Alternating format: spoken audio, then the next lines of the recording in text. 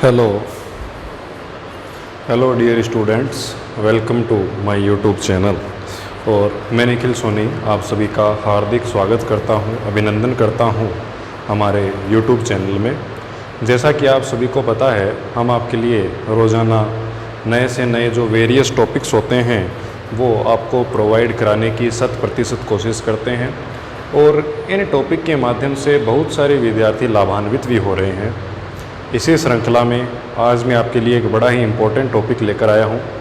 ये जो टॉपिक होने वाला है ये आपका हायर एजुकेशन या हायर स्टडी से रिलेटेड है। इस टॉपिक में हम उन टाइप के फोर्सेस की बात करेंगे जो फोर्सेस किसी एक सेंटर पॉइंट के अलोंग डायरेक्टेड रहते हैं, दैट मीन्स जिन्हें हम सेंट्रल फोर्सेस के नाम से जानते हैं। आखिर सेंट्रल फोर्सेस होते क्या हैं?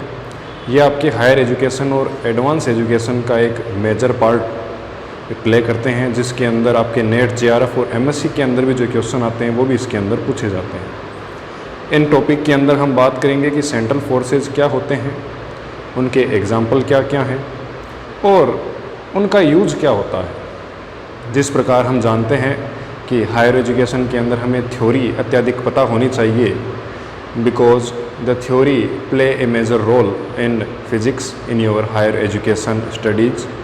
So इसी लाइन के अंदर आज हम शुरू करते हैं कि जो आपका सेंट्रल फोर्सेस होते हैं वो आखिरकार हैं क्या, उनकी यदि मैं यहाँ पर बात करूँ।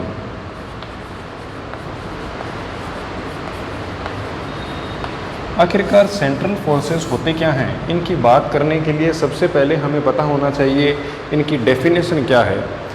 प्रकृति के अंदर और नेचर के अंदर बहुत सारे फोर्सेस अप्लाई रहते हैं। उन फोर्सेस का अलग अलग नेचर रहता है। इन फोर्स के अंदर से कुछ फोर्स इस प्रकार के होते हैं जो किसी एक सेंटर के अलोंग डायरेक्टेड रहते हैं।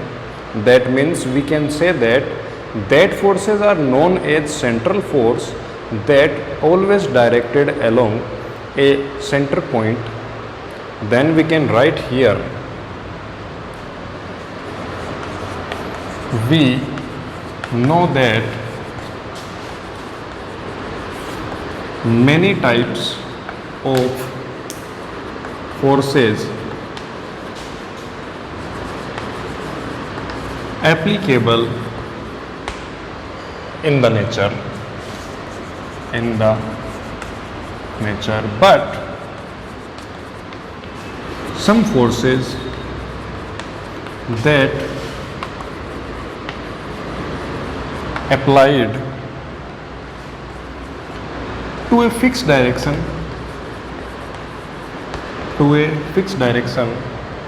or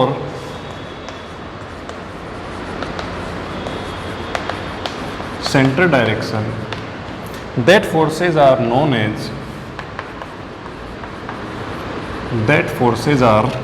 as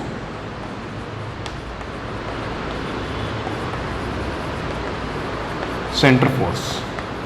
कहने का मतलब क्या है कि वो फोर्स जिनकी डायरेक्शन एक पर्टिकुलर सेंटर के अलोंग रहती है वो आपके क्या कहलाते हैं, सेंटर फोर्स कहलाते हैं। अगली बात ये आती है कि जो सेंटर फोर्स होते हैं वो डिस्टेंस के फंक्शन होते हैं। तो आप यहाँ पर क्या लिखेंगे, centre forces are the function of particular distance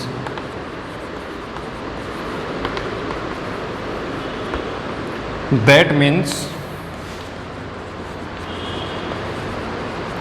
if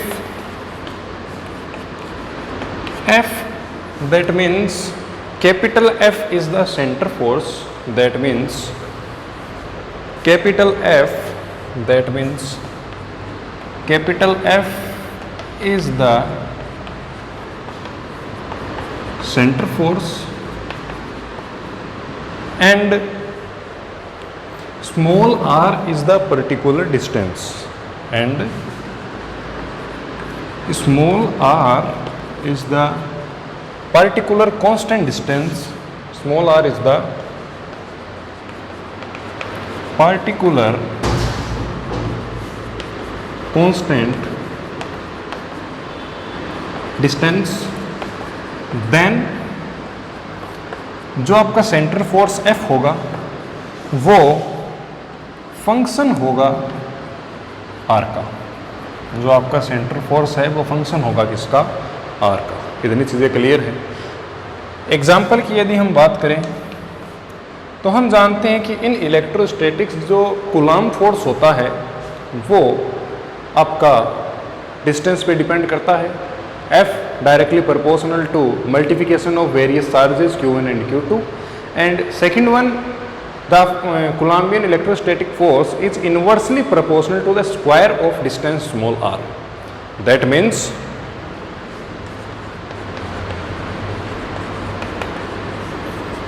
Coulombian force F is equal to K Q1 Q2 upon R square. That means this force is applicable to a fixed center or particular point, and second auxiliary condition is also satisfied that the force F is depend on distance R. Then this is example of central force. In second example, if we consider our Newtonian forces and our gravitational forces. Gravitational force that is equal to F is equal to G m1 m2 upon R square. First auxiliary condition is that ये जो force है ये आपका किसी एक particular point के along directed रहना चाहिए, जो कि सेंटर पॉइंट के अलोंग डायरेक्टेड रहता है, तो वो condition satisfied. And second auxiliary condition is that कि ये जो आपका फोर्स है वो तभी सेंट्रल फोर्स कहलाएगा जब वो डिस्टेंस r का फंक्शन हो, तो वो दोनों कंडीशन इसके अंदर सेटिस्फाइड है और ये आपका क्या हो जाता है? सेंट्रल फोर्स का एग्जाम्पल हो जाता है। अब यदि मैं यहाँ पर बात करूँ इनके यूज की, तो आप यहाँ पर क्या लिख देंगे? Uses of central force. Use क्या क्या है? First one, by the help of central force concept we can reduce two body system into one single body system. तो आप यहाँ पर क्या लिखेंगे? मेन यहाँ पर इसकी जो बात है वो ये है कि सेंट्रल फोर्स का जो कॉन्सेप्ट है उसकी सहायता से हम किसी भी द्विकण तंत्र को या जो आपका टू बॉडी सिस्टम होता है उसको रेड्यूस कर सकते हैं वन बॉडी सिस्टम के अंदर। तो हम यहाँ पर क्या लिखेंगे? Two body system reduce may be reduced in single body system, single body system. And second one is the जो आपके सेंट्रल फोर्सेस होते हैं इन्हीं की हेल्प के द्वारा आप केपलर के जो 3 लॉ है, आर्बिटरी प्लैनेटरी मोशन के जो लॉ है उनको आप प्रूफ कर सकते हैं। तो आप यहाँ पर क्या लिखेंगे? Bye the help of central force we can derive the planetary law of Kepler। ये हमारा सेंट्रल फोर्स का मेन कॉन्सेप्ट था। आशा करता हूँ कि ये जो आपका कॉन्सेप्ट है ये आपको समझ में आया होगा।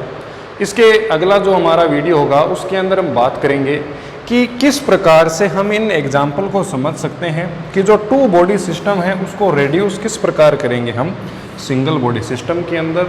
देन हम देखेंगे कि by the help of central force how we can derive the planetary law of Kepler's motion. Thank you so much.